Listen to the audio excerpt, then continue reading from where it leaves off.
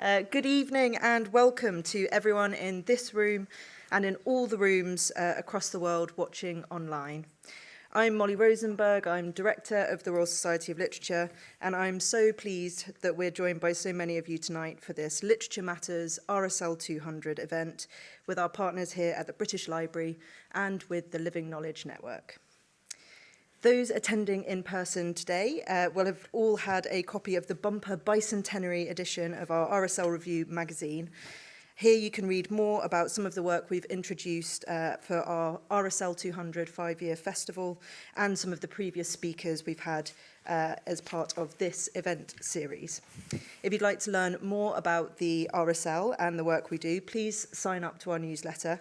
You'll be the first to hear about some very special events we have coming up, including the next in our RSL 200 events. But before that, tonight we have the pleasure of being in the company of RSL fellow Andrew O'Hagan and his great friend, the actor Gillian Anderson. You may all...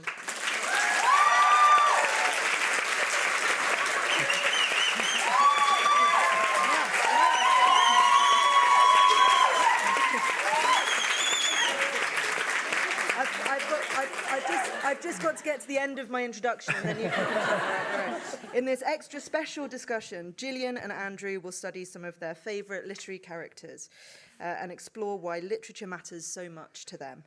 What makes Miss Havisham, who Gillian played in Great Expectations, distinct from Wallis Simpson, who she brought to life in Any Human Heart? How does it feel to give physical form to words on a page? Leading the discussion this evening is Andrew O'Hagan. Andrew was born in Glasgow and grew up in Ayrshire.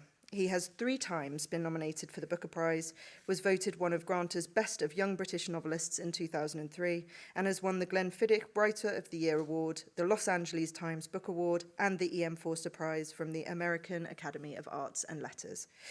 He is editor-at-large of the London Review of Books and is contributor to Esquire, the New York Review of Books, and the New Yorker. He is a fellow of the Royal Society of Literature, I'll say it again, and has served on its governing council. I'm very pleased to pass over to Andrew now. Thank you. Thank you.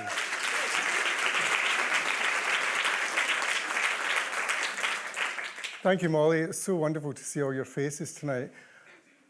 It was Charles Dickens who said, "I have been in the theatrical profession all my life as a writer. My wife," he said, "is in the theatrical profession. My children are in it. My dog has been on stage since it was a puppy, and my pony, my chase pony, also goes on," he said. He took it for granted that the relationship between literature and acting was fundamental in our culture. So it's a joy to be under the auspices of the Royal Society of Literature, the most interesting, the most searching of our institutions representing literature, and to be able to talk to my mind, the most interesting actor of her generation, Gillian Anderson. Please give it up for her. She's here tonight.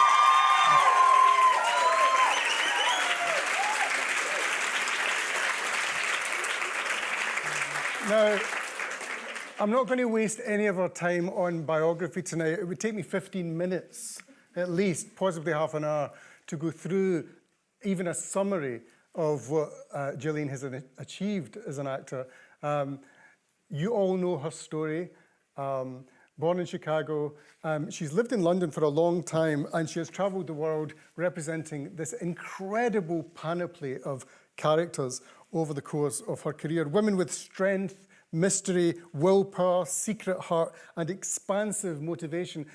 I mean, I want to get right into with you, Gillian. I mean, right at the beginning of what we understand to be your career in the X-Files, you were there doing something which we hadn't quite seen before in my submission, which is to show a sidekick who wasn't a sidekick. That's to say, a female agent who didn't, as it were, show herself to be the hysterical or difficult one in that partnership, but in fact to be the rational, scientific one. David Duchovny's character was the more romantic, extraterrestrial believing, irrational character. And if you look back at the history of sci-fi television, we hadn't seen that before. Were you conscious right from the beginning that this was a female character that was quite new to television? No. You just found that? I don't think I was conscious of anything at the time. I think that I was conscious that I was potentially going to have a job, and I wasn't even conscious that the job, were I to get the job, would tie me to something for, you know, a very long time. But something obviously happened over those 10, 11 seasons where, in fact, from season 9, you're the central force in the drama. Your character, Agent Scully, becomes, if you like, the central consciousness in that. Yeah, I mean, I think it happened earlier on. It happened during the course of the series, and certainly I would say that the creator Chris Carter had, you know, that was part of his plan in a sense, his mastermind. But it was really.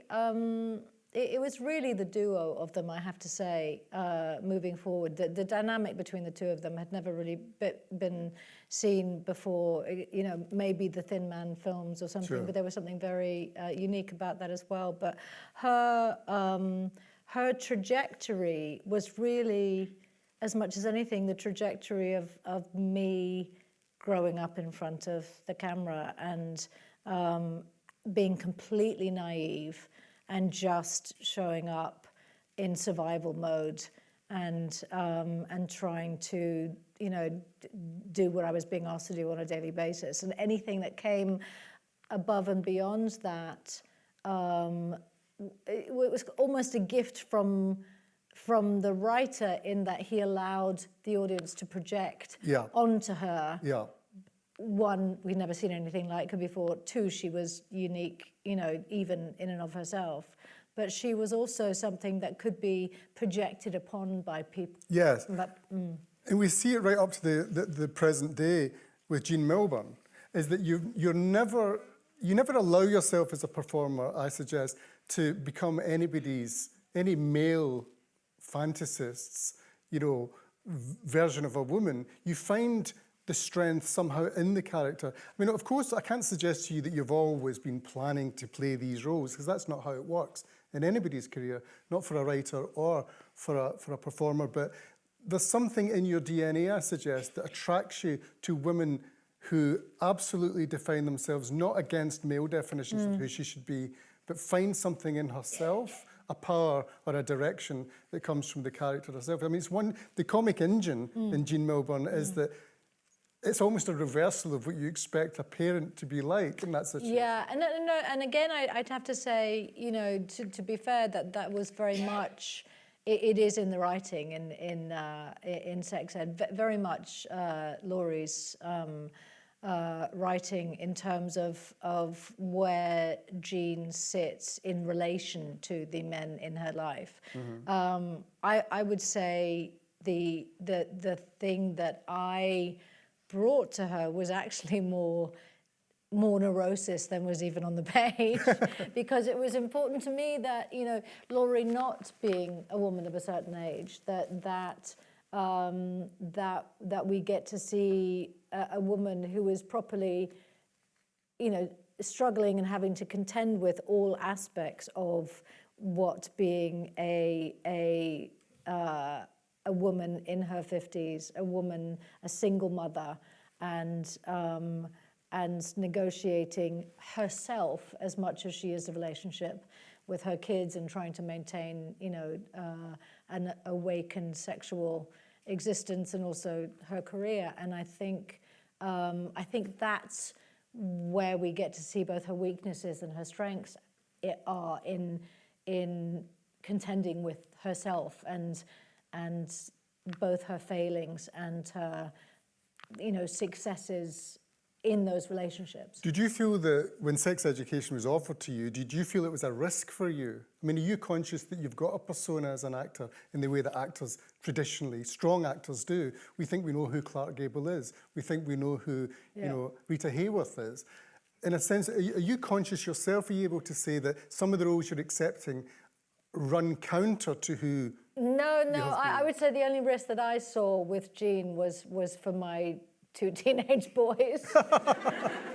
And whether having a mother who was playing a character like this was going to seriously damage them psychologically, but also, damage them at school. One, were it not to be successful, and then their mom would be on this creepy failing show on Netflix, or if it was successful, having to contend with that. And so I think that was really my only concern. I didn't get it at first. I didn't get. I have a tendency to appreciate much more subtle, ironic humour, and it was so broad that at first I thought, this isn't for me, and nobody's going to like this, and so I tossed it in the bin. But I'm very glad I was convinced to pull it out, and I mean take a risk in a sense of, for all the things that I might have been afraid of, but also comedy.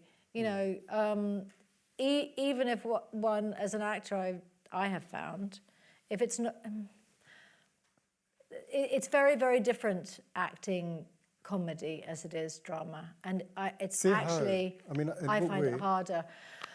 And it may just be me and not having had that much experience of it over my career, but I find that one has to be unbelievably specific. Mm-hmm.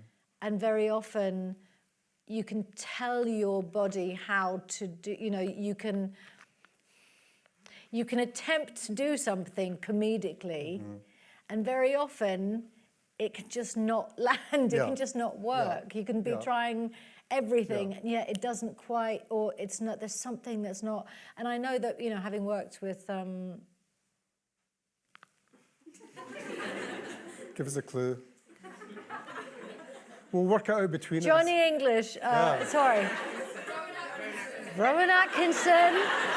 I'm so glad you're here. Having worked with Rowan Atkinson, I can say, I experience him, and I don't know whether he speaks about this, but I'll speak about it for him. But he is tortured by that specificity, and to take after take after take, trying to, and I could very easily fall down that. Well, he said it himself, that strange necessity for expression and restraint that exists in the comic actor, going all the way back. I mean, it's something I would suggest. I mean, you can do all the training you like, and there's a lot of technique there, but there must be something instinctive. You're quite funny in yourself, so you must be able to mine that. You seem to enjoy playing this part. I do. I have a weird thing of being, like, way too serious that it's inappropriate and too goofy for my own good.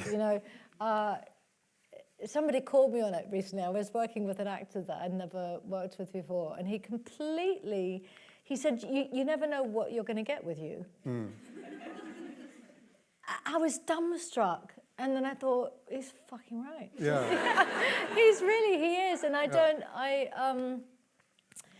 anyway, I digress, sorry. That's awesome. So that, ladies and gentlemen, is our overture. Let me tell you how this is going to work. We're going to look at 7 characters. This evening's all about character, specifically because literature, the Royal Society of Literature is our host this evening, is often about the creation, the maintenance, the investigation of character. So it seemed to us a great idea to bring in somebody who has the experience and the magnitude of talent that Gillian has. And we're going to look at 7. We've already mentioned some of them, but we're going to look at Scully from The X-Files, Lily Bart from A House of Mirth, Stella Gibson from The Fall, Margaret Thatcher from The Crown, Feel Free to Boo, Blanche DuBois from A Streetcar Named Desire, Jean Milburn, who we've mentioned, and if we've time, Eleanor Roosevelt, who Gillian has just played in a forthcoming, April, I think, TV series co-starring Viola Davis and Dakota Fanning.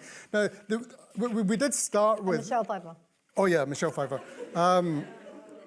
We've mentioned The X-Files. The thing, before moving away from that, I just want to ask you about the construction of character in that, and how important, because I know you started to direct on the show, and did you feel that, I'm just interested for a minute in this relationship between performing and directing. Yeah. And did you feel that directing was a way of going further with the character, or was it to do with the whole picture? No, and I've wondered about this quite a lot, which is that for some reason, while I was working, and there are certain roles that I take on where I feel like I want to get involved in the process of expanding and making it expanding. For some reason with Scully, and I wasn't involved in that, and I think I was partly. It was so clear who she was. I was being reminded all the time who she was, and I didn't get involved in that. Whereas I think David very much got involved in his trajectory and wanted to do certain things or wanted to see the character go. And I kind of left that to the writers, possibly a bit too much. And so I didn't really have that experience on that show. And so that was really everything that transpired was all them. And it wasn't until later in my career that I realized that I might have a voice and I might be able to contribute and I might be listened to from time to time. I mean, being listened to seems to me to be one of the driving engines. I mean, as a audience member, looking at the work. I mean, when you look at Lily Bart in A House of Mirth, I mean, an absolutely beautiful film. Still, it's dating so well. I watched it again this week, and you see, this is really it's really a look at the sexual mores of women in a world of corrupt men. That these men can make money for each other and help each other out and be an aid to each other in Wall Street. But when Lily does it, she also has to have sex with them.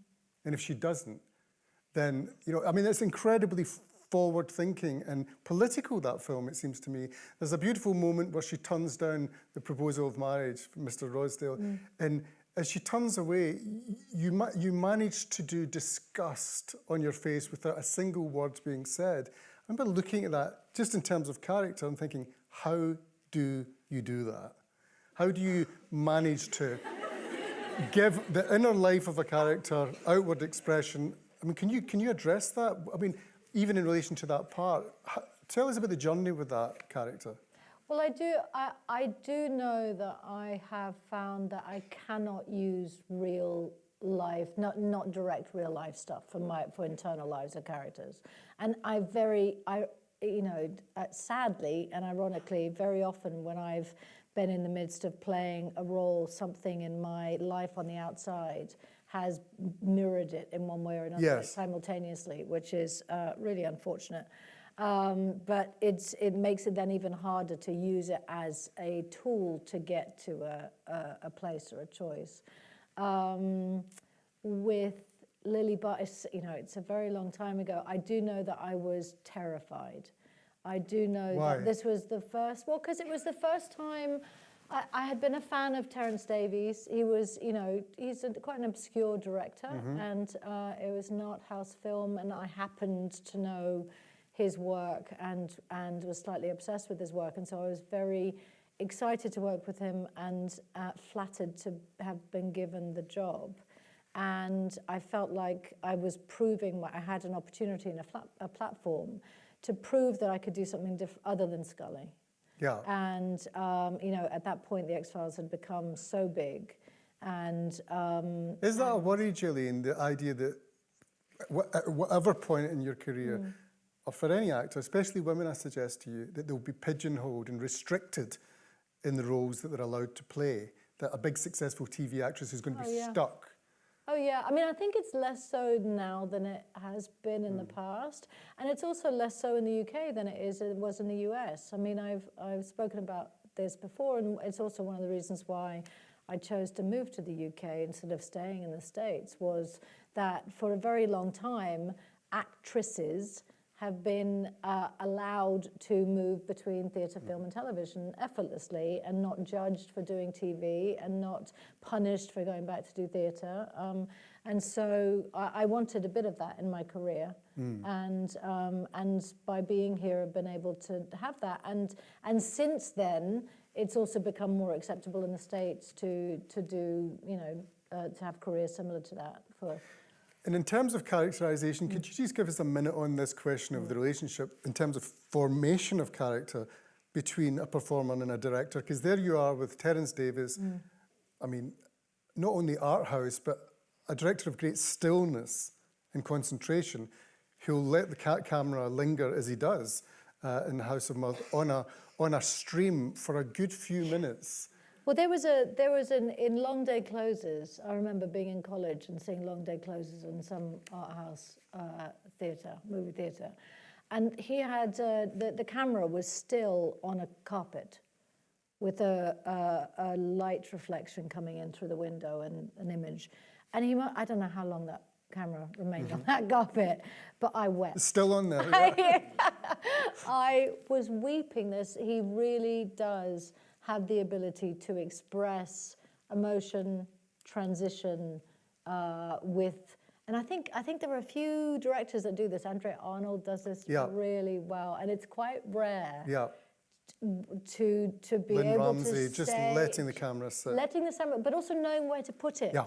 I've thought about that with Andrea's work. That under another director's hand, a camera for a long time on a windowsill would make you switch the channel. But for some reason, Andrea knows the sweet spot of where to put the camera that makes you riveted, and you understand what she's saying. You're understanding the transition that she's trying to invoke. But that must be quite odd from the actor's point of view, given that you don't necessarily know. No, and you can't trust it. And the amount of times that I've thought, this director I'm working with is genius. I mean, this is amazing, amazing, amazing. And then it's shite. And then it's shite. Let's have a wee look at Stella Gibson and The Fall. Yep. I mean, that was, to many of us, I love the whooping. It's just great. Let's talk about the writing there first, because, I mean, again, we could do an hour on this alone, where it suddenly this character arrives on screen, on the small screen in this case, who seems fully formed. She seems to have a huge hinterland, unspoken, a huge background, a depth of experience, which you brought in. You just walked in with it, it seemed to us. Now, I'm not going to ask you how you do that, although I wish I knew. I wish I knew. Yeah, I mean, it's the most impossible thing to get to, but what I want to know is, at the script stage, did you look at that and say, I can find her? I mean, to me, this is a constant example of the difference between good writing and not so good writing. And I don't even know how to describe it. You know, it's really hard to put into words. I do know that when I looked at the Fall scripts, that I'd read so many scripts up until that point, where it just, you know, you as a reader, let alone as an audience member, you're force-fed characters and motivation and emotion. And his scripts, Alan Kubert's scripts, are so spare, and yet I got everything about her. I remember being on page 6 and having thought before, you know, being told this was a series, I don't want to do any more series, I'm not going to do anything, you know, and then page 6, I was Ripped. in. I could have, you know, and I can't tell you, and I'd since gone on to do something else to kind of create something myself where or maybe it was before that, but the juxtaposition of what else can be out there and his script was such a huge chasm between the two, and yet I don't know how to put it into words. I don't know how to give notes to a writer who's not getting there or who doesn't understand it or whatever, to say, you know, I end up just saying... It's as if he understood what an actor can do. Yeah. He left you the space to do it. Yeah. Yes, you know, but also somehow it embodies, and I've only been able to speak about it in terms of it being alchemic, that it almost felt like she was on the page in as few words as it took to have her on the page, but it was almost like but also he really works on his, you know, he'll spend a year or two, you know, manifesting in his head who this, and I think it's the same with an artist. I think it's the same with a Clemente or with a Bryce Marden, where they work on a single painting for a year, and it's when they're done, it's one colour. Yeah. It is one colour, and yet, or with Rothko, Yeah. you stand in front of it and Again you go, and again, yeah. oh my God, that's amazing. And yet it's what is, and It's it was the same with his writing. It's undeclared depths that are just embedded. Yeah, They're just there. yes. There's a wonderful moment, just to home in one thing in The Fall. It's a wonderful moment where Stella does something without any explanation, without any indication. It's an expression of her inner psychology and desire. She takes an attractive young man back to her hotel room, fucks him, and then doesn't use his phone number. Men have been doing that on film for years, but women weren't allowed to do that. Yeah. You know, she I mean, has the amount of times in all of the press that I did for the whole 3 seasons, within the first 3 questions from a journalist, it was about that. because they couldn't handle it. In 2019, Yeah. or whatever it would have been in Yeah. season 3, it was remarkable. Well, yeah. And I found that as fascinating as anything else they wanted to talk about. People couldn't get over They it. couldn't get over it. You know, that this intelligent, sexy woman takes a man, has a brilliant moment of sex, and it says, right, that's you, fuck Yeah. off. Yeah. Really good. Yeah. Really good. As far as, you know, talk about, that's how liberation works, ladies and gentlemen. We're racing on because we've got a lot to get through. Yeah. Blanche DuBois. Now, one of the things that I think I must ask you is that when it comes to character is the question of tradition.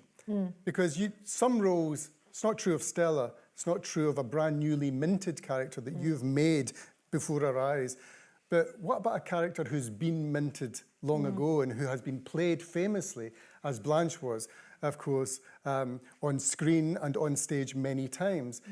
What's your relationship with that? Do you ignore it in your formation of the character, or do you draw it in? I mean, this has happened to you a few times, famously, more recently, in All About Eve. I remember talking to you at the time, and you said, I'm not taking any interest in Betty Davis's performance, famous performance, as Margot Channing. You had to find it yourself. Can you just talk us through that? Well, I mean, exactly right. And part of it is fear of some part of my brain mimicking something. Yeah. Or not starting from a clean slate and somehow taking on things that I don't necessarily agree with once I have then done my own work on it. And I think, you know, having worked with Benedict Andrews, who was the director of Streetcar, you know, I found working with him so rewarding and such an amazing experience for this, particularly for this play, which I'd been wanting to do for no less than 30 years. And, you know, when we got into the rehearsal space, we really, really started from scratch. And we started from scratch, and we dug such a deep hole in getting into all the different layers of Williams's text. Can I just interrupt and ask you Yeah. why you wanted for 30 years to play that particular character? I don't know. See, I did a monologue from it for an audition, but I didn't remember that until I had spoken in an interview about the fact that I'd always wanted to play Blanche DuBois, and my mum sent me an email and said, because you did an interview for such and such for this thing when you were a teenager, and I'd completely forgotten. And it's almost like, it might be a little bit along the lines of a string theory, which is that it's already happened in a way, something that is incredibly profound in your life. And so to what degree are we moving towards that end because it already exists? Yeah.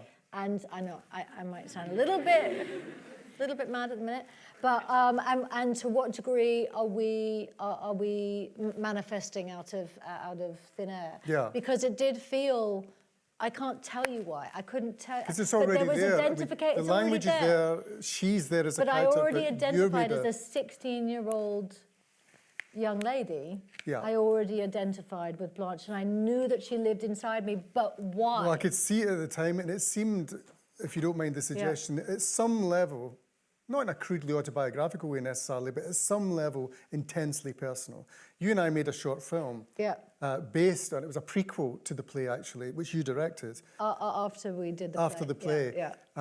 And that piece that film, beautiful, I think, showed a heavy investment on your part in this sort of the deep history of the character, in the brokenness, going way back, as it were, before the events in the play. You were interested in the mess, the brokenness. And it seemed to me, as I watched you direct it, and play it, of course, that there was something in it about her vulnerability which just was a touchstone for you, somehow. Yes. Is that what it is? But also the degree to her, you know, she's barreling forward, you know, full speed ahead at self-destruction. Yes. At a brick wall. At the same time that there's also part of her that knows that she's heading in that direction and she wants to be saved. Yeah. You know, she's not necessarily able or willing to save herself and to do what it takes to pull herself, you know, off of that train. But she knows that there's a chance that somebody else, you know. It was pretty mesmerising, that, because, I mean, what she had was, in her suffering, she had incredible strength and spirit. You know, desperate for survival, leaning into survival, but somehow falling short. Yeah, that tension is fascinating, and somehow that tension exists inside me, and I feel like it almost still does, you know, exist inside me, even though I feel like more than Blanche, I win at the end of the day. You know, so far I keep winning, and jumping off the train. But there is something definitely about that. Could you introduce us to that space, though, Gillian? It's the hardest thing to talk about in a way, but there's Tennessee William. Yeah. He's written a classic. It's an accepted classic. We know the words. We all quote them. It seems set in concrete. And then you come in and say, no, it's not set in concrete. It's liquid. I'm going to insert myself. These are the lines. This is the situation. The director and the company and I are going to go somewhere with this. Can you just describe that? I think that's the director, though. I think that's the director. I think before, you know, that's another thing that happens in starting from a clean slate, at least in my experience, is what that allows you is, if you're with a good director, which Benedict was, that you can be led to those places. Yeah. And I had no idea where we were headed. I had no idea how she was going to end up sitting in that world, how it was going to sit in relation to this revolving stage that we were on, or any of it. And he, you know, slowly, you know, pulled at all of us and guided us at the same time towards who we became as these characters. And I couldn't have, you know, it could have been different under a different director's hand. I don't know. I don't know if that was the Blanche that was always inside me, and that's how she would have, I would have manifested her, no matter who the director was. I don't know. As a side issue, during that process you described of being led by a director towards that clarity, have you ever thought in the middle of that journey, this isn't working, this director's wrong? Certainly not with Blanche. No, I mean, in other parts, throughout your career. I've certainly thought, she doesn't know what the fuck they're doing. Yeah. I thought that meant, and how does the character creation survive? What am I doing here? Why did I say yes? Oh my God. I thought you start ringing people. Oh my God. But is that something that you have to learn to cope with as an actor? Yeah. You have an idea of a character, you're on this track now. You've never walked off of a production, as far as I understand, have you? No, it's not necessarily so much that. It's about, because I'm happy to be led. And very often I show up. I mean, I just did a film in Pittsburgh, and, you know, I mean, sometimes I know exactly, I mean, with historical characters, obviously you know what you want yourself to be like as them, as the final, you know. And you have to trust yourself, like with Thatcher, You have to trust yourself that at the point that you've got all the bits on and the hair and the clothes and the everything, and that, you know, that it's all going to come together, that the walk and the movements and the voice and the everything, that it's going to, you know, but and then there's the version which I just did, which is where I don't get quite so specific. I mean, that had to be so specific, Thatcher.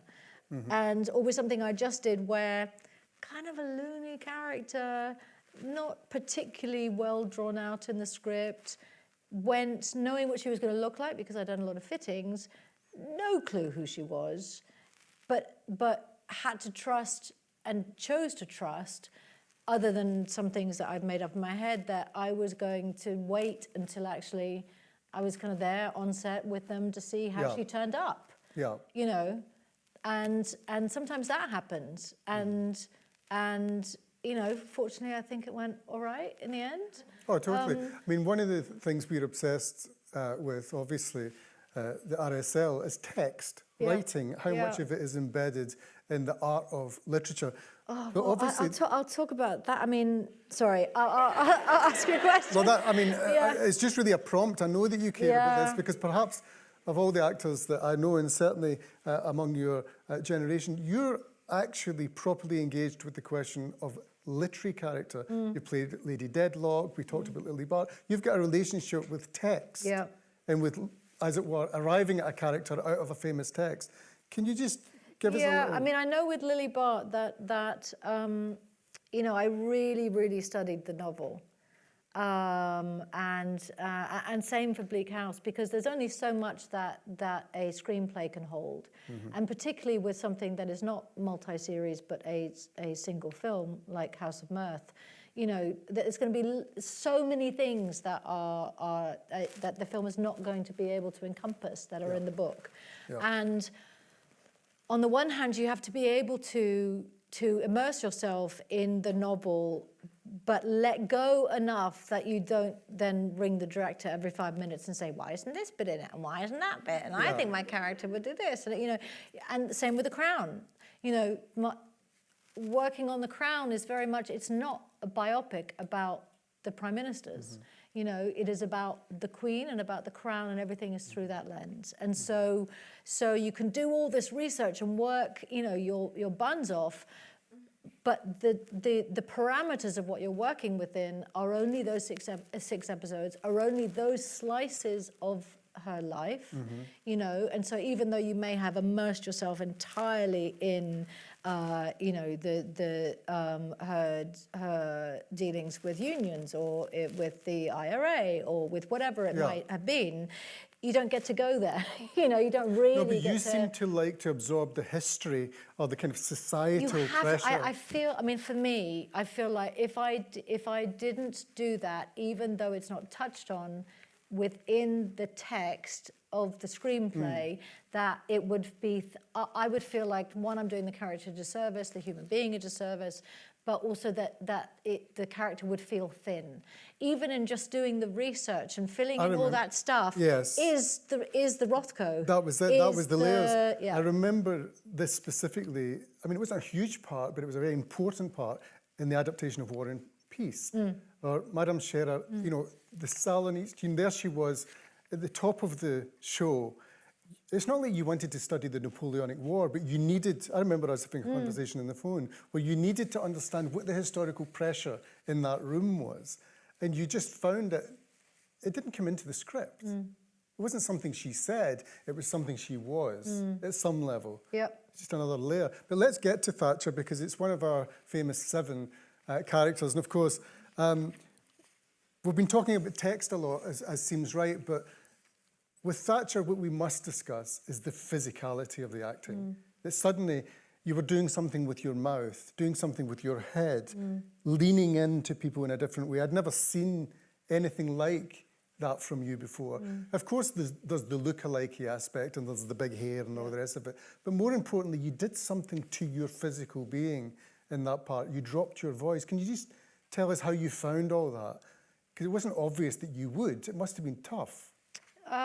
Yeah, it wasn't obvious that I would, and I think that is one of the things that is the scariest thing, and it's similar with Eleanor Roosevelt, which is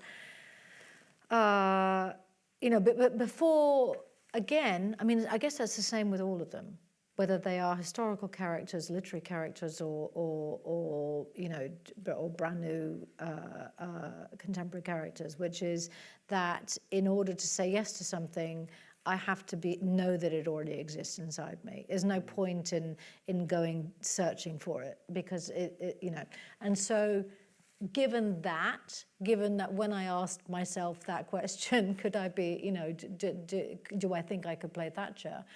For whatever reason, I thought that I could. And so then it's about, you know, knowing that we're not going to use prosthetics, knowing that that there's a lot of differences between her and I.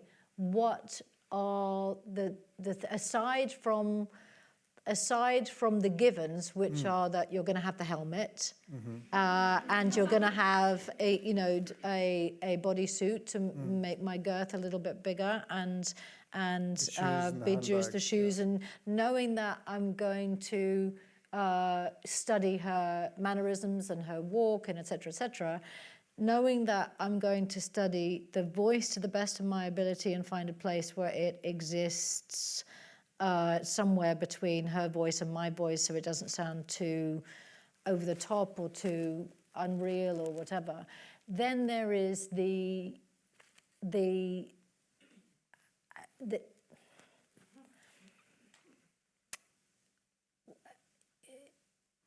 you know, how to sit inside of her so that when I'm inside, because it's one thing to look afterwards and go, oh yeah, you look like her, or that's her profile, or whatever, but to actually feel like her from the inside, that you are embodying that. Well, that's the mountain to climb, I suggest to you, because in a way, the way I'd put it to you is, how do you be her morally? Because, you know, that's the challenge, right? Hugely divisive figure. You've got to play her as a human being. That's not. This isn't a question about do you agree with her politics or not. No, it's not. This is somewhere else where it's how do you take on the moral being of a character who some people think is despicable morally, and other people think was great. It's the same thing. You have to, you know, when Forrest Whitaker played Idi Amin, he actually got to a place where he absolutely thought that he was that Idi was doing the right thing, you know, that he believed that Idi Amin was, you know, worrying. I know, it is worrying. And I don't think you necessarily need to go that distance, but you do need to get to a place where you understand why they are making the choices that they're making.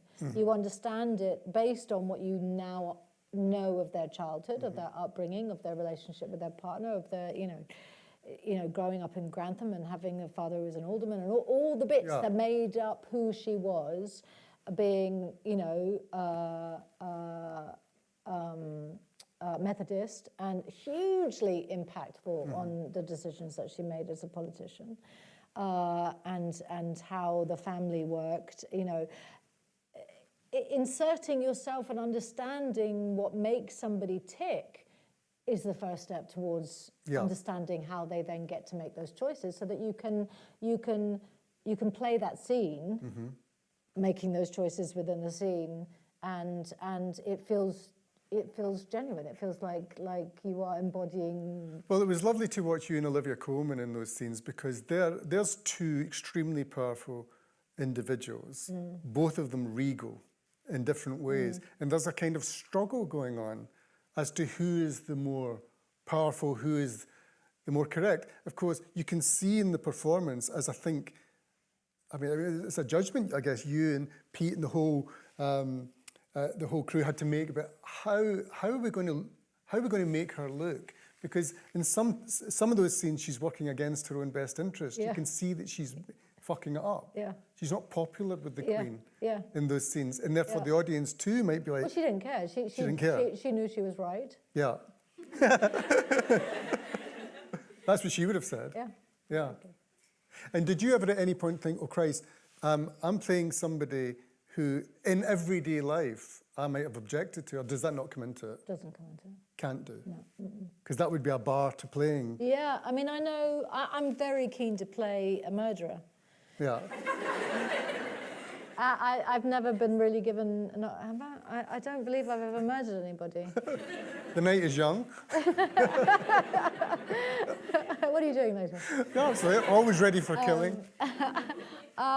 You know, you have to give yourself out. You have to.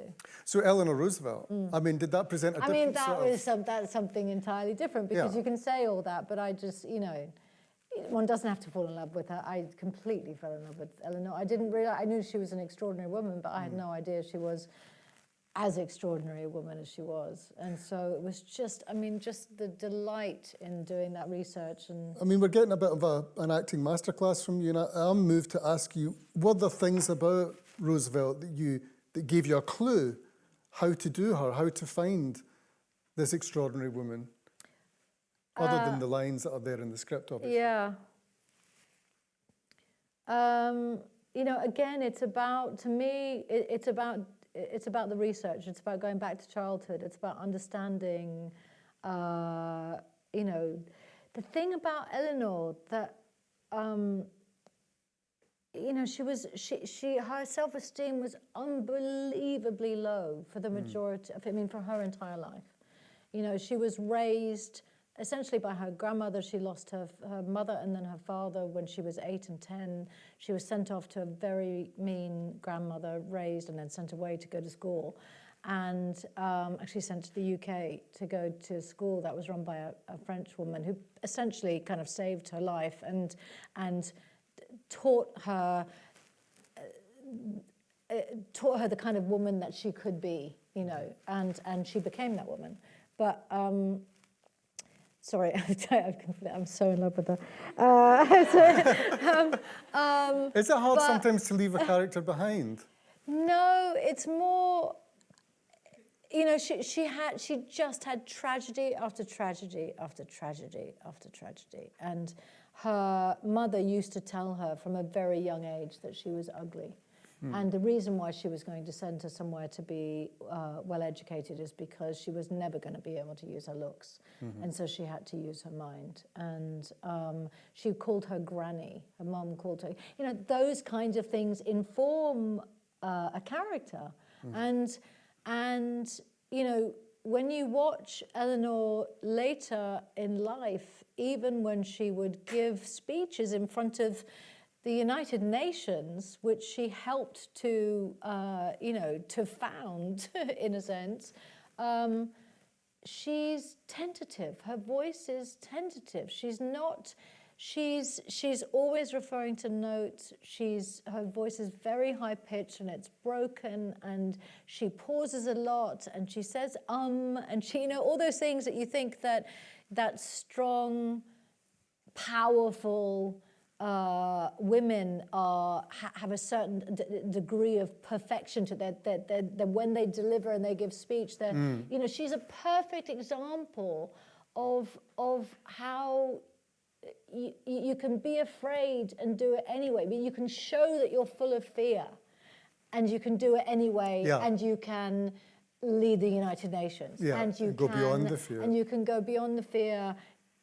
But not even beyond the fear to give the most amazing speech, you know, known to man. Just beyond the fear to be able to even stand up there and open your mouth and say what you need to say. And there's actually a really wonderful line that I think was a direct quote from her, which of course I'm not going to remember.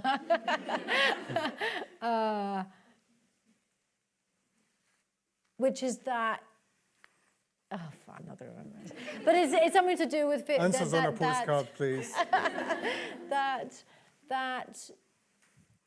Because she's giving advice to her lover, Hick, who's coming to her for advice because she has to give a speech. And she basically says, you have to get up and do it and say it, because what you have to say is more important than the fear. And so if you've got something to say that is more important than the fear, then no matter what is going on for you inside in terms of terror and stage fright, and you know that you've got a high-pitched voice and weak, and that, you know, but because she believed, I believe, that because she believed that what she had to say was so important, and it was what she had to say. First of all, she was a brilliant writer. and she wrote most of what she said in public. Yes. Is she was transforming lives. The amount of work that she did that transformed people's lives, you know, people from, you know, rough families, low-income families, you know, being the voice of the New Deal, of Franklin's New Deal, going out onto the streets and actually Hugely enlightened person. Oh my gosh, you know, and because I think she knew that what she was doing was showing the American people that they were protected, that they were heard, that there was a way out of the mess that the country was in, and that even though she said and and had this high-pitched voice, and she knew that she was judged for her looks and her voice, she knew that what she was doing was so important that she needed to do it anyway. Boy, could we do with her now. Oh my God. I want to ask you before we go to the audience, With both of them, plenty of time even for questions, both online and here in person with you lovely people. But just let me, while you prepare and while the mics are starting to roam, I wanted to ask you, the great Toni Morrison once said that there's, as an artist, as a writer, with each characterization, with each book, there's a little less of you left as an artist. It kind of rubs away your essential nature. And I wonder if, given this great panoply already of characters you've played, we've discussed 7 of them. What's left? Is there anything left in the tank? And if there is, what is the character? Who is the character that you'd love to play? I mean, you know, I haven't, you know, I'm constantly playing women who have their shit together. Or if they don't, they do enough of the time that they're holding, you know, there's a roof over their head, and, you know, and I'm really, I'm really interested in playing someone who is struggling quite a lot more. And, you know, who is really having a hard time either making ends meet or is, you know, proper. I played a few alcoholics, but, and you know, properly an addict, or, you know, I hate to use this word, but this, I do mean this, degenerate. So if I understand you correctly, what you want to do is play a serial killer who's really got her shit together. Can't wait. Right, let's go for some questions. Stick your hand up. We've got some at the front right away, second row. Where are the mics? Oh, you could probably just yell it at this point. I think so, but it's fairer, I think, to the people who are watching online to you. Can you come down?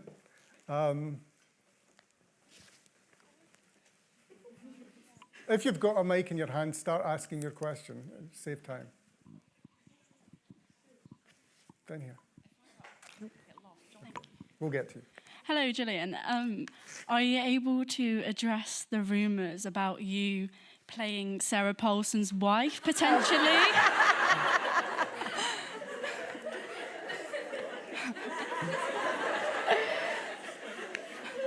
I was literally after some of the posts about, you know, throwing my name in the hat on my behalf, right? I emailed one of my agents in the States, and she said, she's a 30-something, 6-foot-tall professional football player. Like, she's like, you know, one of the best football players in the world, and has about 30 pounds of muscle on me. So no, I would say probably not. Okay, thank you.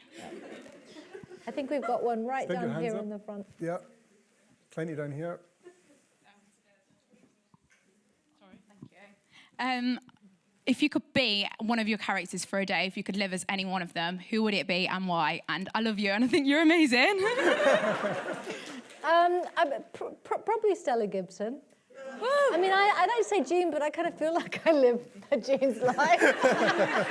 More and more so, the more embarrassing I get in the eyes of my sons. But it would probably be quite fun to play Stella for a day, just because she's so smart, and has such. I really like the way her brain works in the show, and also.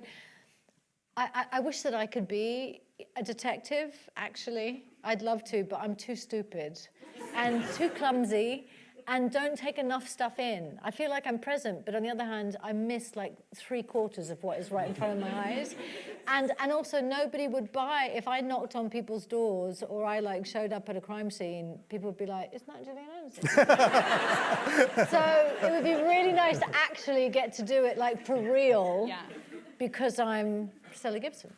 Thank you. Yeah. Do you still have a question? Okay. Hi. Sorry, I know you're meant to be in control. in I my won't. English- I'm not going to take control. In my English class, we've been studying Great Expectations. So we watched a couple of versions of the book. And I thought that your version was really interesting. I was just wondering, what do you think Miss Havisham is a symbol for in the novel? Oh, golly. Gosh. A nation's exam passes depend on you. No pressure.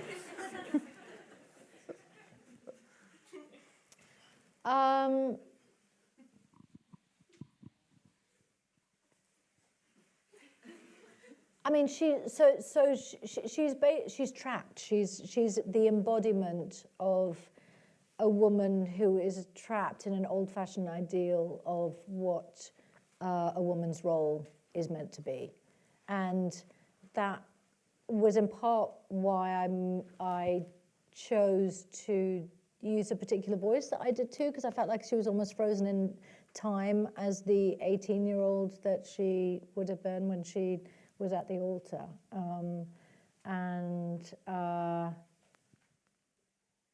I right? Yeah. I don't, yeah? I think so. And Yeah, a kind of I've study in never actually- disappointment, yeah. you know, and how you can live a whole life, as it were, impacted by disappointment and what it does to you, Yeah, how it shapes her cruelty yeah, in a way. yeah.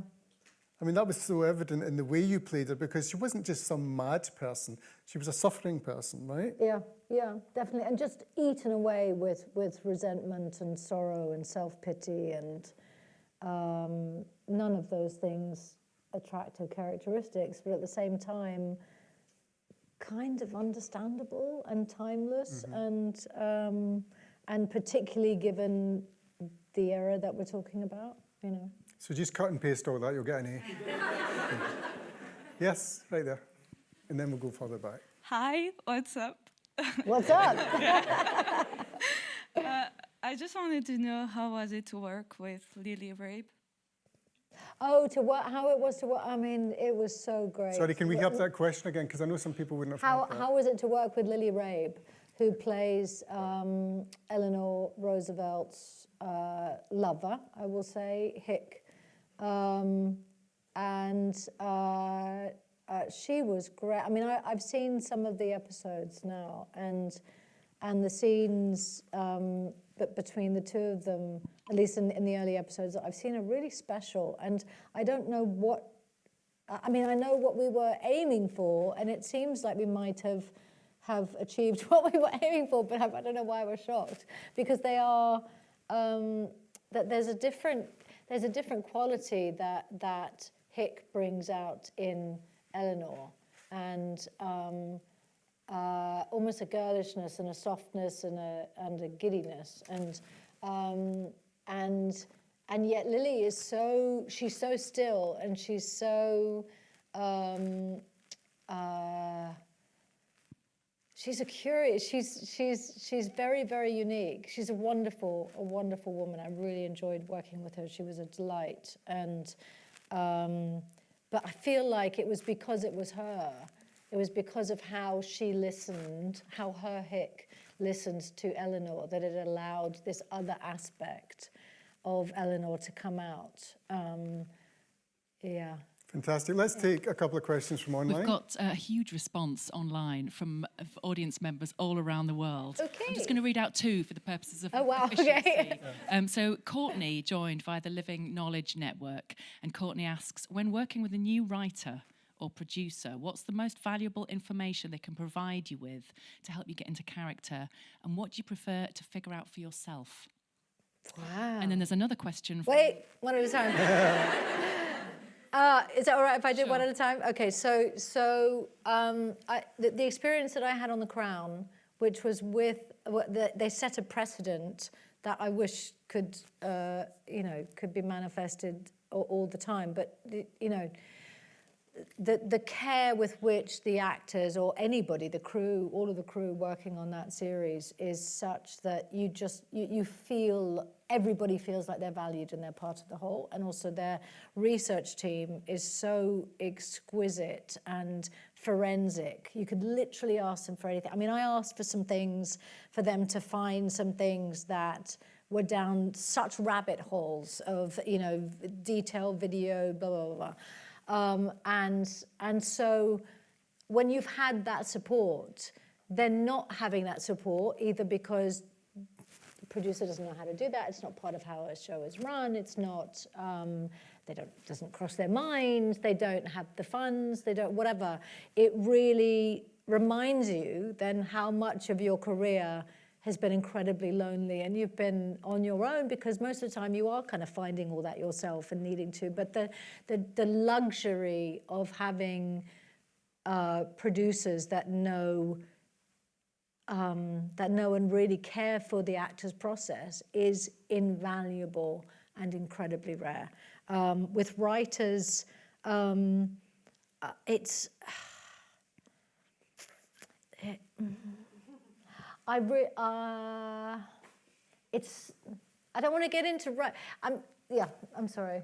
It's really hard to find really well written scripts, and it is, and so I have started to realize that I compartmentalize and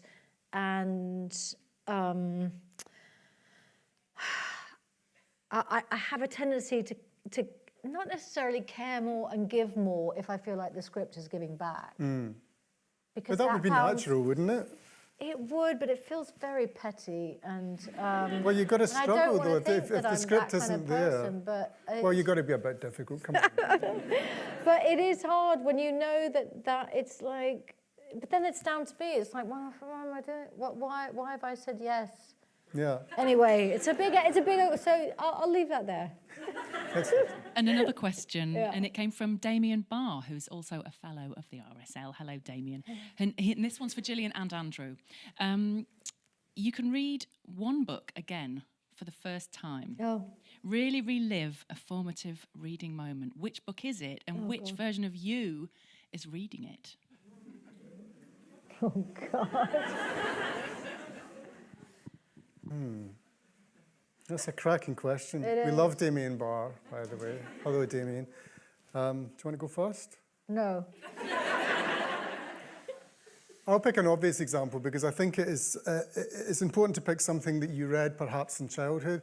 Damien's question is very good, and for me it is To Kill a Mockingbird, because, you know, I suddenly realised that not only was that the father that I wish I'd had, but also that was the enlightenment I wish we had every day.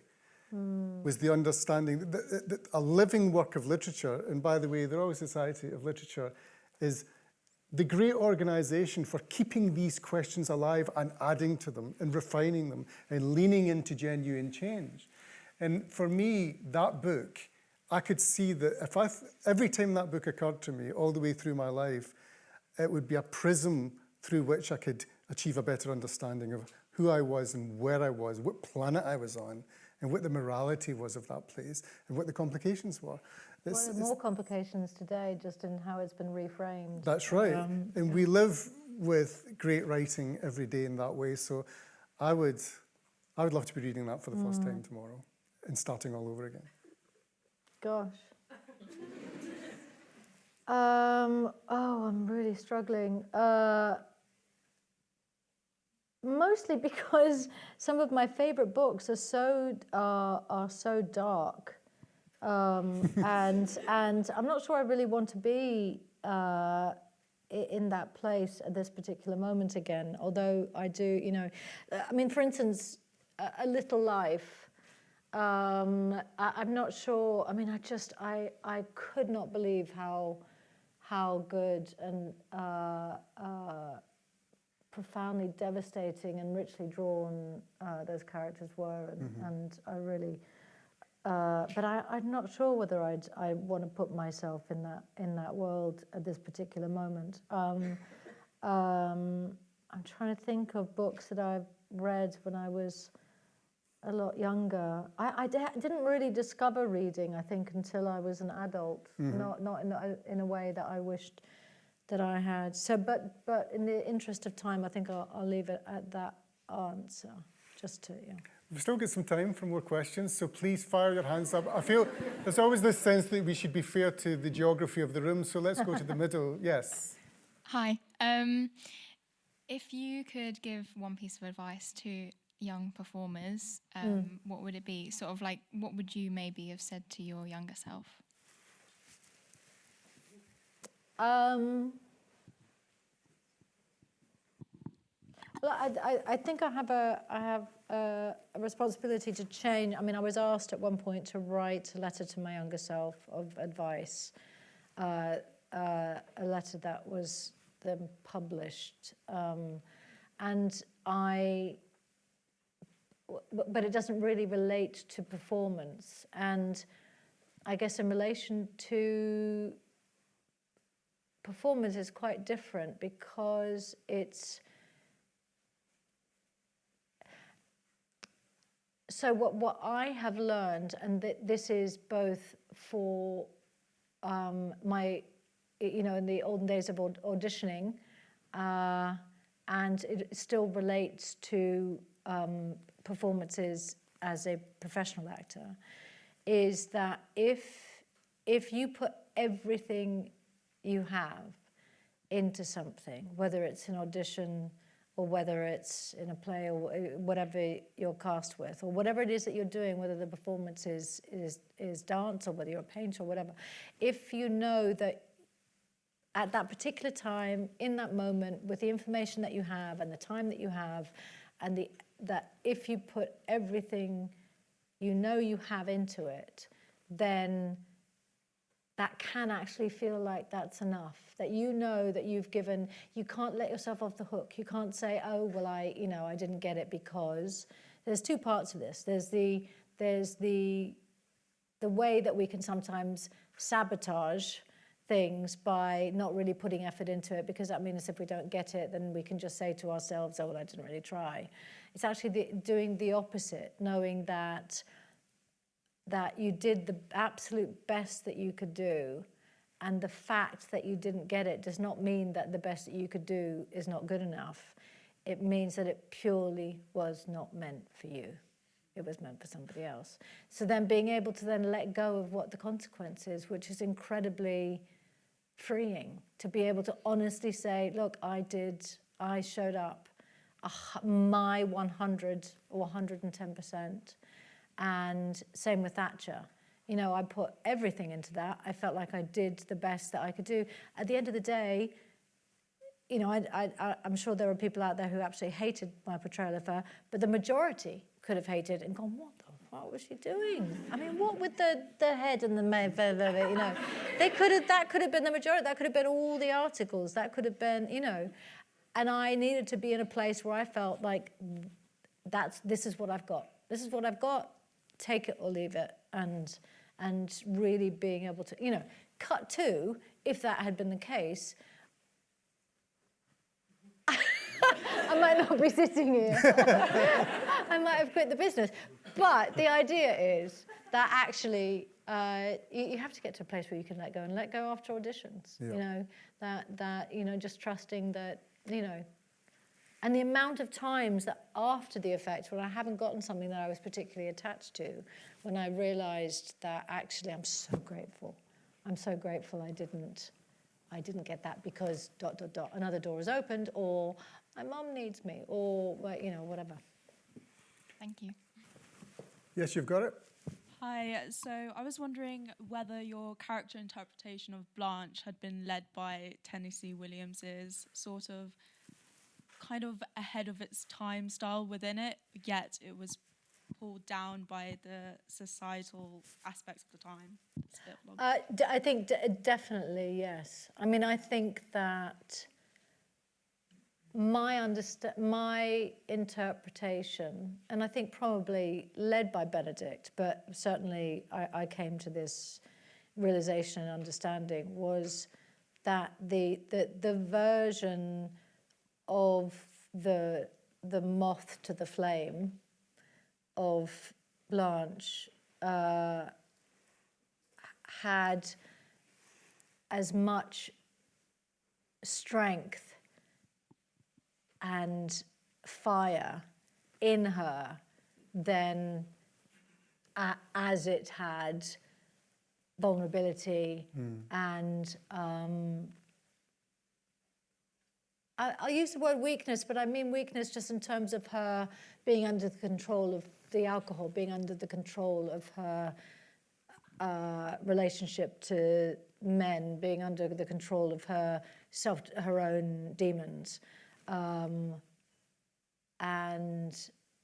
so I. And you mean also, in a sense that her fragility shouldn't be allowed to write her off? That she was somehow, because she was fragile and vulnerable, that didn't mean she was a write-off or a mad person. There was always that way of describing Blanche in early reviews, and even Williams, it has to be said sometimes, allowed you to feel she was just a kind of crazy person. Yeah. A crazy person, and also that all of the life events and all of the attributes that he writes equate to a woman who is on the outside so delicate and weak that she looks like she might blow over or break, or, you know, I feel like there was enough in his description of the fire in her belly, you know, that lended itself to, you know, I mean, imagine living the life that she lived before she showed up on her sister's doorstep, to keep coming back, you know, to keep showing up after being kicked out of a town, after, you know, selling yourself, after being beaten up by you know, this liquid gold. And to walk into a whole lot of male brutality and be blamed for it. Yeah. You know, there's so much going on in that play, which you drew out. I mean, that's a question really I would like to ask. Do you ever want to go back again to a character? I mean, it has been known performers go back to... There was a potential opportunity for us to do it a third time, and I at that point, I started that route, and then I realised that actually I feel like I escaped with my life. Don't go there again. Yeah. Yes, I'm just trusting to you. There's so many hands up. Just let's get the mic to whoever occurs to you. Yeah. Yeah, let's get the questions moving. Yes. Yeah, thank you. Terrific event, really, really great. Wonderful, thank you. I wanted to ask, Gillian, whether you had read White Houses by Amy Bloom when you were preparing for the Eleanor Roosevelt series. No. No, that's a pity. You should. Yeah, it's about.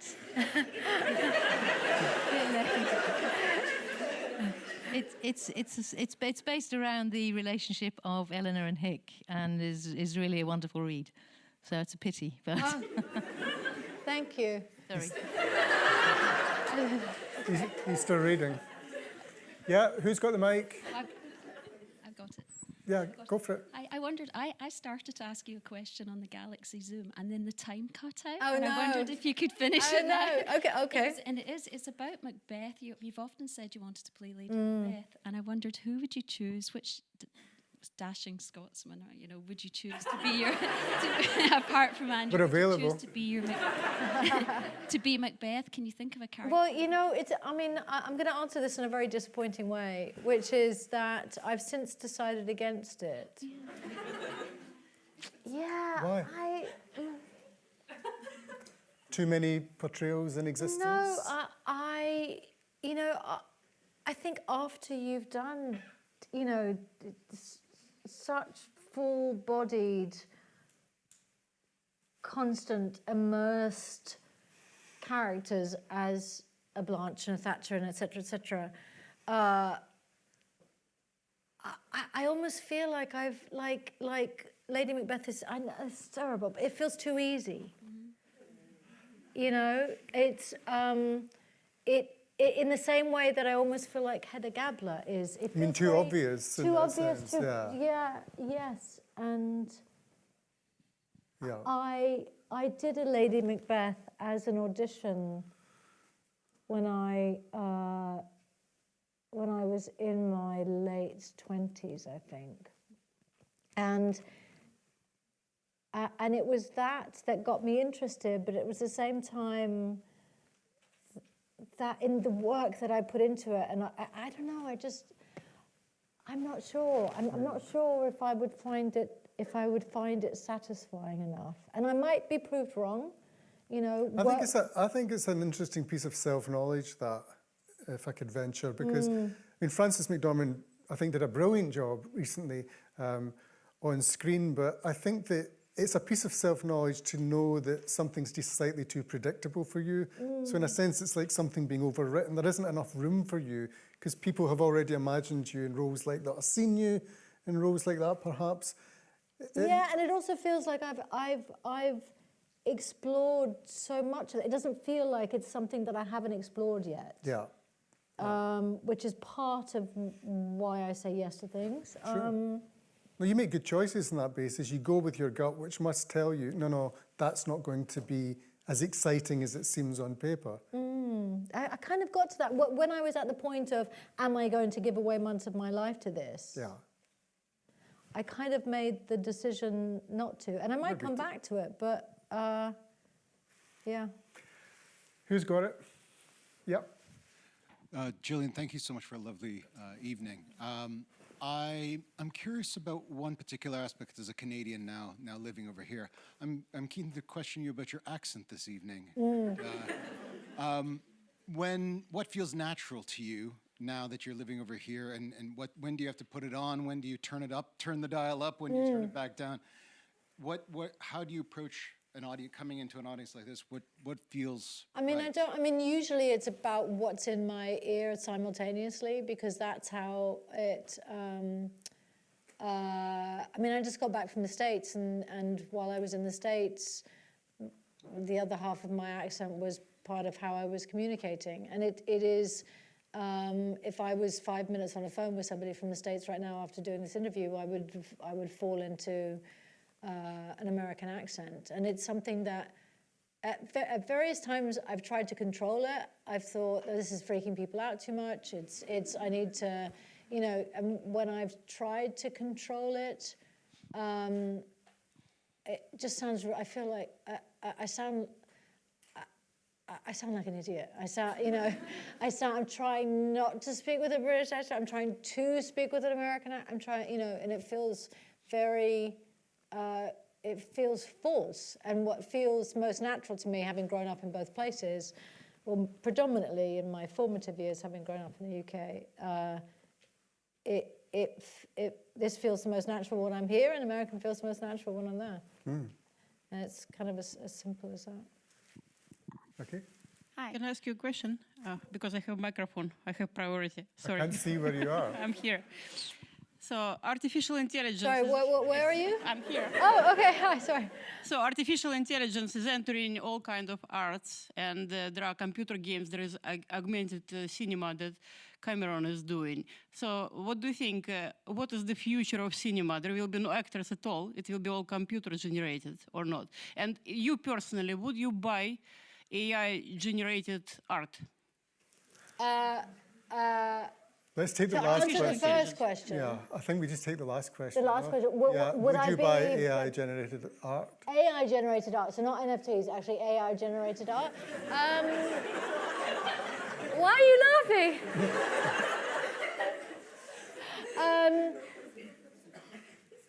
I've never thought about that. I didn't know that AI is generated art.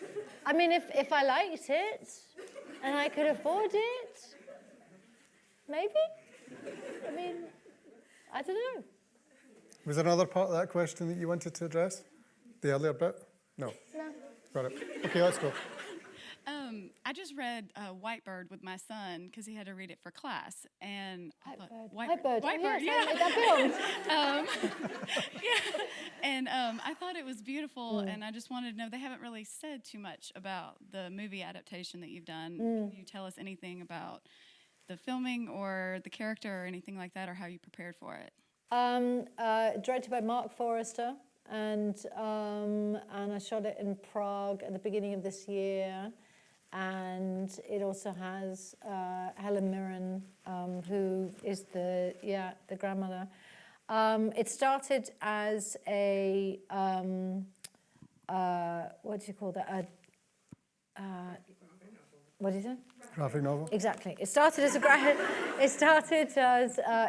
graphic novel, and it's the story of a young boy in German-occupied France during World War II.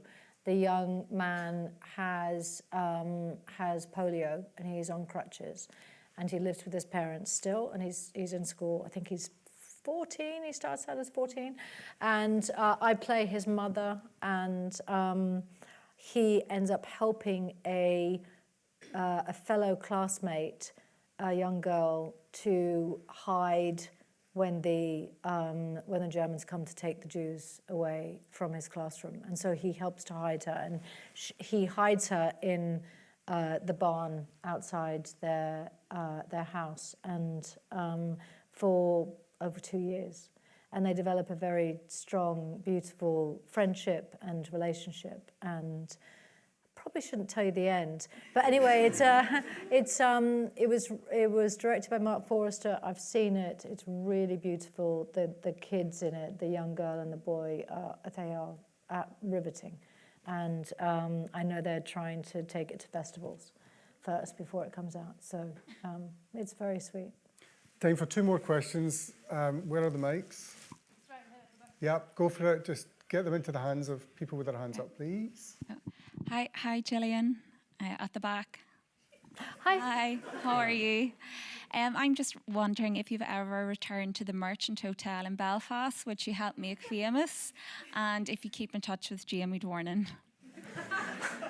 Where is the Merchant Hotel in Belfast? It's where they filmed. What? That you did a lot of filming there with the. Oh, did we? I thought we filmed at the Marriott or the Hilton or something, because that's where the pool was that Stella. Okay. Maybe. I don't remember. No. Yeah, every once in a while, Jamie and I communicate or have a meal together. Yeah. Okay. Great. Okay. Thank you very much. That really worked, that chemistry, and it's one of the mysteries of contemporary British television. Just how, I mean, on paper that must have sounded mad. A very bright investigator has a strange relationship with a killer, but it doesn't seem. Oh, but that's not unusual though. Having become since then a crime aficionado, and that's actually really not. Their minds are in sympathy somehow. Yeah, that in order to truly understand the serial killer, for instance, the investigator goes as far as goes properly into their mind, their thinking, and sometimes even kind of loses the plot. Brilliant. Okay, one last question over here. Hi, Gillian.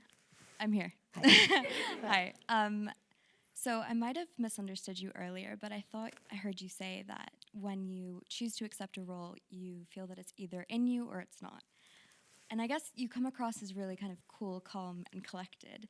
And hearing you talk about Eleanor Roosevelt and how she's kind of, afraid to, or not afraid, but, there's kind of that fear there. I was wondering if you kind of related to that at any stage in your career where you kind of like going back to what you were saying about string theory, not string theory, but, about whether it's in you or not. Like, yeah, did you ever feel kind of that way, maybe earlier on or even in the present? I still very often feel that way. And I think so feeling that level of fear that it could potentially unsettle or unseat me and performance, etc. And that's still very alive and well in my life. And I think why I was interested in that with Eleanor is that the way that as you said, you seem calm and collected. So that's an outside persona that I know that I can put on a certain percentage of the time, even though underneath I might, or even, you know, physically, my hand might be doing, you know, whether I'm doing like a Letters Live thing at Royal Albert Hall or something like that, where I'm in front of a large crowd and I'm in a lot of fear. What I was fascinated about with Eleanor is the fact that she showed it. She allowed herself, it's not even that she allowed herself, I think she knew that that's how she came across. And she knew, but she knew that what she had to say was so much more important than the fact that but also what she did is, she had an audience back then. There was something about her personality and her magnetism and the way that she, or maybe it was the time, because I've watched a lot of interviews, but I think actually that part of it is a little bit of you know, of elitism, and that because she was a Roosevelt, and certainly because she was then married to a president, people didn't interrupt her, men didn't interrupt her. So you see these interviews where a journalist who is 90% male at that time is asking her questions, and she's taking her time to answer. And there are a lot of spaces between her words and he's not interrupting. They're not interrupting. And it's kind of shocking. It's like, wait, that doesn't happen anymore. I mean, she's not being, but I think it was because they wouldn't dare in society. I don't think they would have dared to interrupt Eleanor Roosevelt, even though she's taking a really long time to explain this or to talk about this particular thing. And so, I don't know what exactly my point is. I think that I answered your question. Definitely. Yeah. Ladies and Thank gentlemen, it's come to broadening the field and indeed the meaning of literature is a core value of the Royal Society of Literature. It's a unique organisation. Give your beautiful minds a friend for life by joining the organisation. Gillian and I agreed to do this event tonight because we admire it as an organisation. We lean into the work that it's doing, and we're so grateful to you for coming along tonight, for your enthusiasm, for your help and your fact-checking, and for your general enthusiasm. It's been a real thrill for me personally, and I want you to put your hands together and thank my friend, Gillian Anderson.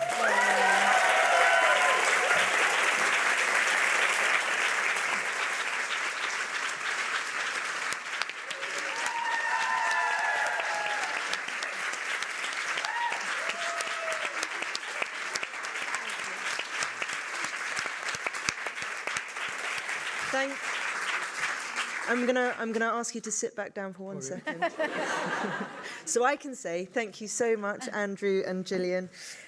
Please join us in the foyer after the event, where Andrew will be signing books. And for those of you attending online, you can also buy books through the RSL's bookshop.org shop, supporting independent bookshops. It's impossible to say book and shop that many times. We're very grateful to Gillian and Andrew too for giving those here another special treat tonight with a few signed official RSL tote bags. We have 10 signed Literature Matters tote bags available to buy from the RSL outside now. All proceeds will go to supporting the charitable work that we do that Andrew has spoken so beautifully about. I can see a few people itching to get out of their seats now. So before I let you go, I would just like to give a few final thanks for this evening. Thank you to our partners, the British Library, for hosting with us tonight, particularly John Fawcett and B. Rowlett.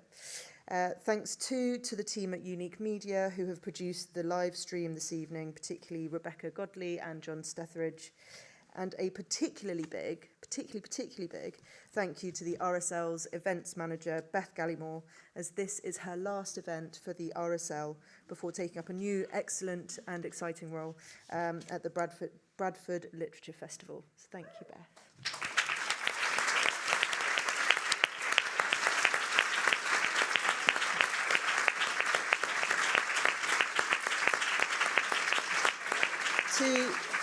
To everyone joining us in this room and from your rooms at home, We're looking forward to seeing you again very soon and hope you've enjoyed this evening as much as I have. Please join me in giving a final round of applause to our speakers this evening, Gillian Anderson and Andrea Hogan.